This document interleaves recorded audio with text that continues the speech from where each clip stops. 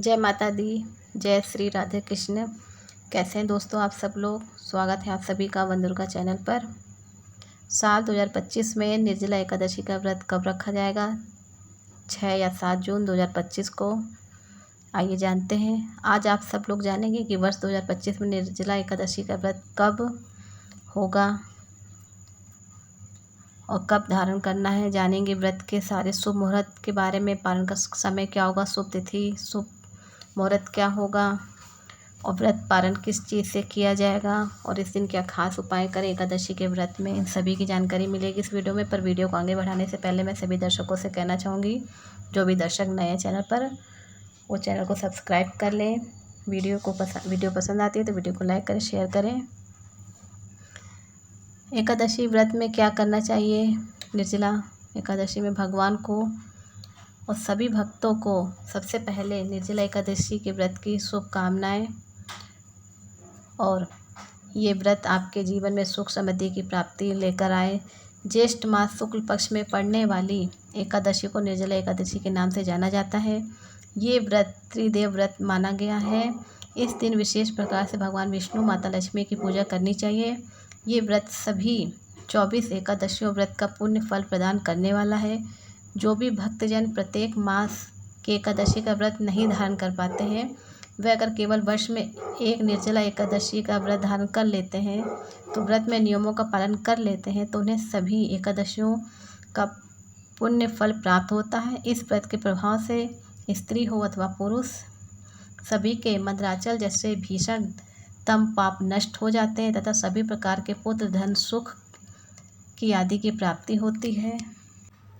इस व्रत में गोदान करना अथवा गोदान देने की सामर्थ्य ना हो तो पीतल, तांबा या मिट्टी का पानी का भरा हुआ घड़ा, उसमें थोड़ा सा सोना छोड़ करके उसे नवीन वस्त्र में लपेट करके श्रद्धापूर्वक ब्राह्मणों को दान देना चाहिए। इस प्रकार जल दान देने और स्वयं व्रत समाप्ति तक जल ना ग्रहण करने वाले प्राणियों को एक एक क्षण में कोटि कोटि गोदान देने का पुण्य फल प्राप्त होता है।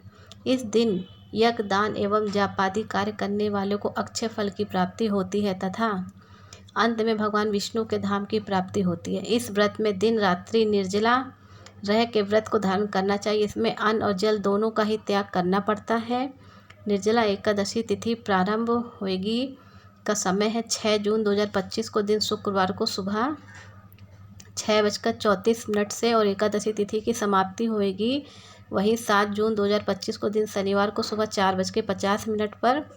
एकादशी तिथि की समाप्ति और द्वादशी तिथि समाप्त, जो कि 8 जून 2025 दिन रविवार को है, सुबह 7:20 से द्वादशी तिथि की समाप्ति है। वैष्णवों को द्वादशी युक्त एकादशी का व्रत धारण करना चाहिए। ऐसे में इस बार एकादशी का व्रत 2 दिन पड़ रहा है। 6 जून को अस्मार्थ के लिए है, जो कि एकादशी का व्रत, और 7 जून को वैष्णवों के लिए एकादशी का व्रत धारण किया जाएगा। एकादशी व्रत पारण के लिए बतलाया गया कि हरिवासर समाप्त होने के बाद व्रत का पारण करना चाहिए और द्वादशी में करना चाहिए। 7 जून को हरिवासर समाप्त भी भक्तजन 6 जून को व्रत धारण करने वाले हैं, वह सभी 7 जून शनिवार के दिन व्रत का भी कर सकते हैं। पारण दोपहर को 1:44 से शाम 4:31 तक व्रत का पारण करेंगे। और जो भी 7 जून को व्रत का धारण करने वाले हैं, वह सभी 8 जून को व्रत का पारण सुबह 5:25 से सुबह 7:15 तक व्रत का पारण करेंगे। निर्जला एकादशी व्रत का पारण तिलेन पारणम यानी कि तिल से व्रत का पारण, सफ़ेद तिल या काले तिल का प्रयोग करें। ये संभव ना हो तो आप जल, फल, तुलसी दल से व्रत का पारण करें। 6 और 7 जून को ब्रह्म मुहूर्त का समय सुबह 4:02 से सुबह 4:42 तक होगा। सूर्योदय का समय होगा 5:08 से, सूर्यास्त शाम को होगा 6:47 तक होगा। प्रातःकाल पूजा का जो शुभ मुहूर्त होगा 6 और 7 जून को सुबह 4:22 से सुबह 5:23 तक होगा। शाम को पूजा का जो शुभ मुहूर्त है 7:17 से रात्रि 8:18 तक होगा। 7 जून को दीप पुष्कर योग और सुबह 5:23 से सुबह 9:40 तक होगा। और सर्वार्थ सिद्धि योग होगा, जो कि सुबह 9:40 से शुरू होगा और अगले दिन सुबह 5:23 तक होगा। 6 और 7 जून को अभिजीत मुहूर्त बन रहा है, अच्छा योग है। मुहूर्त का समय सुबह 11:52 से दोपहर 12:48 तक होगा।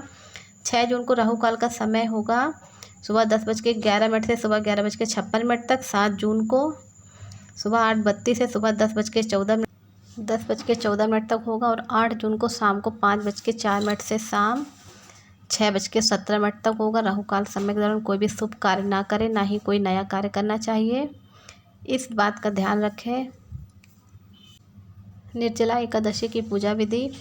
निर्जला एकादशी के दिन ब्रह्म मुहूर्त में उठकर स्नान के बाद भगवान विष्णु की पंचोपचार से विधि से पूजा करनी चाहिए और हो सके तो इस दिन आपको पीले वस्त्र धारण करना चाहिए। उसके बाद उन्हें पीले चंदन का तिलक लगाएं, पीले फूल फल चढ़ाएं, मिठाई और तुलसी दल पत्र अर्पण करें। पूजा में ओम नमो भगवते वासुदेवाय मंत्र का जाप करें। माता लक्ष्मी के साथ भगवान विष्णु की अवश्य पूजा करें, इससे सुख समृद्धि में वृद्धि होती है। ओम नमो भगवते वासुदेवाय मंत्र का जाप करें, विष्णु चालीसा का पाठ करें, अंत में व्रत कथा का पाठ करें, सत्यनारायण भगवान की या गुरु बृहस्पति भगवान की, जो भी आपके पास है। उसके बाद आरती करें, भोग लगाएं। अगले दिन द्वादशी को व्रत का पालन करें। और आइए जानते हैं एकादशी वाले दिन क्या खास उपाय करें धन वैभव सुख समृद्धि में, जिससे कि वृद्धि हो।